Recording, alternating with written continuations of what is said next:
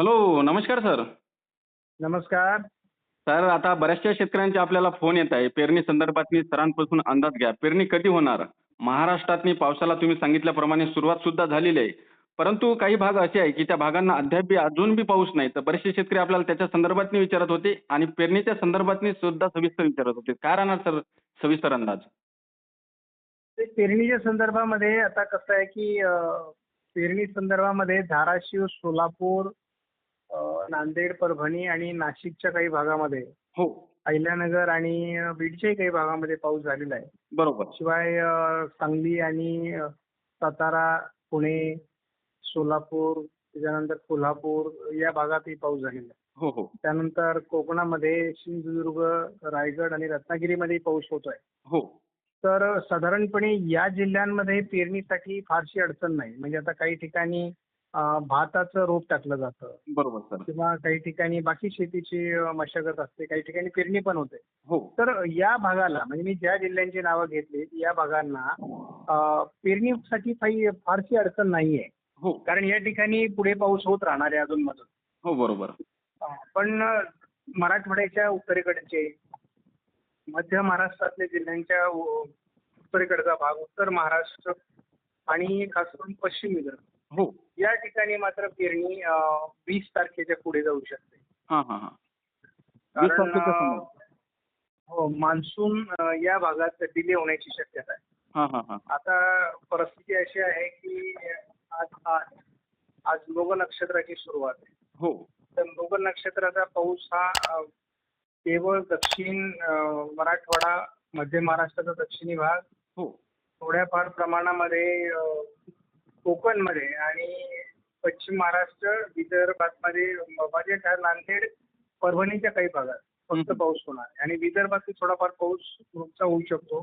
हो. पण त्यामध्ये खास करून वर्धा, यवतमाळ, नागपूर, भंडारा, गोंदिया आणि चंद्रपूर या जिल्ह्यात गडचिरोलीपर्यंतच पाऊस होणार आहे. हं, हं, हं. त्यामध्ये अमरावती किंवा अकोला, बुलढाणा, वाशिम या जिल्ह्यांमध्ये पावसाची परिस्थिती थोडी कमी राहणार. हो. त्यामुळे एकूणच असं दिसतंय की म्हणजे पश्चिम विदर्भ, उत्तर मराठवाडा आणि उत्तर महाराष्ट्रामध्ये हं. शेतकऱ्यांनी पेरणीची घाई करायची नाही. बरोबर. त्या ठिकाणी जरी एखाद्या भागात पाऊस झाला असला स्थानिक स्वरूपाचा, अवकाळी पाऊस, मान्सूनपूर्व पाऊस, हो. तर त्या ठिकाणी जवळपास 21 जून पर्यंत पुढे 11 तारखेपासून खंड पडण्याची शक्यता आहे. हो, बरोबर. आणि मग 10 दिवसाचा खंड कोळी पेरलेली पिकं सहन करू शकतील का? हो. त्यामुळे खास करून कोरडवाहूचा जर क्षेत्र असेल हं, तर हं. पेरणी टाळावी आणि जर सिंचनाची सोय असेल तर मात्र पेरणी करायला हरकत नाही.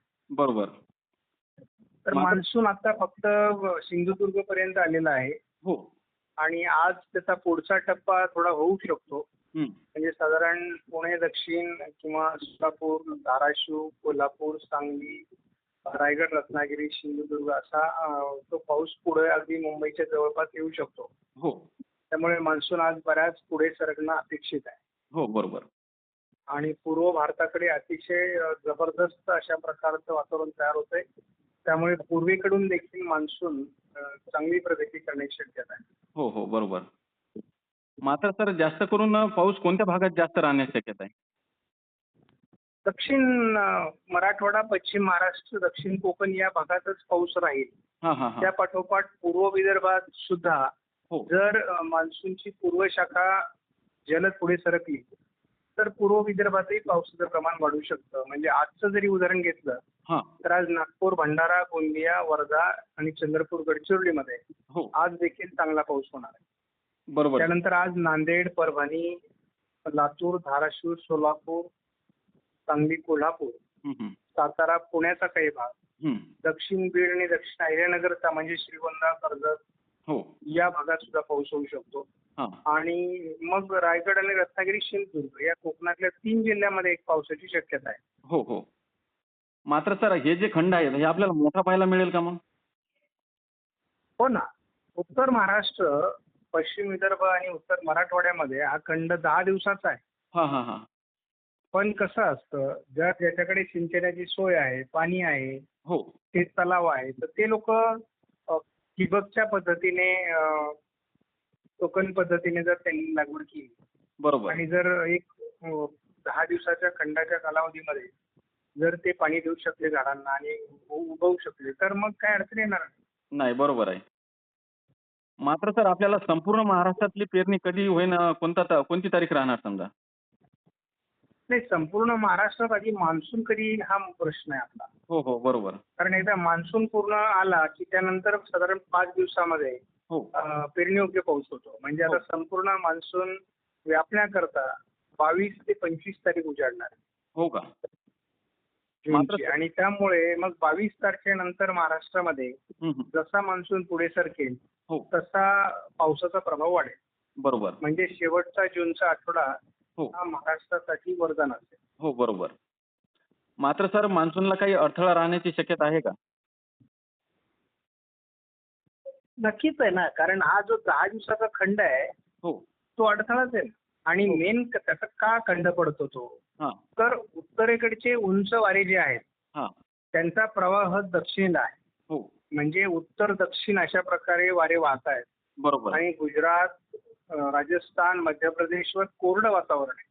हो. आणि ही कोरडी हवा येत असल्यामुळे मान्सूनचे जे आर्द्रतायुक्त वारे आहेत ते पुढे सरकण्यात अडकाव निर्माण होतोय बरोबर. आणि त्याच्यामुळे मान्सून पुढे सरकत नाहीये.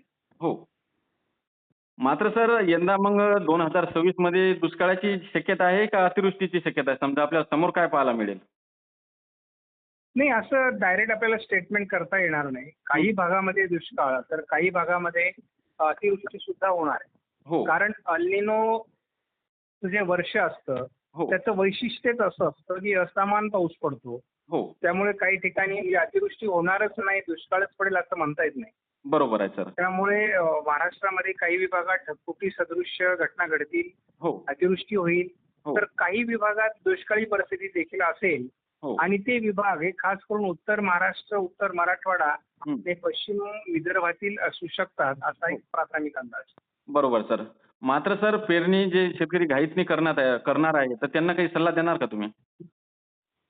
मी ज्या विभागावर सारखं बोलतोय उत्तर महाराष्ट्र, उत्तर मराठवाडा आणि पश्चिम विदर्भावर, हो. त्या ठिकाणच्या शेतकऱ्यांनी पेरणीची घाई करायची नाही. बरोबर. चांगला जवळपास 75 ते 100 मिलीमीटर पाऊस झाल्यावरच पेरणी करायची. हो. आणि बाकी विभागात ज्या ठिकाणी मी पाऊस सांगतोय हं, हं. म्हणजे पश्चिम महाराष्ट्र असेल, दक्षिण मराठवाडा असेल, पूर्व विदर्भ असेल, दक्षिण कोकण असेल, हो. तर या विभागात मात्र पेरणी करायला मला वाटतं काही हरकत नाही. बरोबर. कारण जर त्यांच्याकडे 100 मिलीमीटर पर्यंत पाऊस झाला असेल हो. तर त्यांनी पेरणी करावी. आणि तिथे फार खंडाचा प्रभाव नाहीये, 5-6 दिवसच खंड आहे. हो. बरोबर.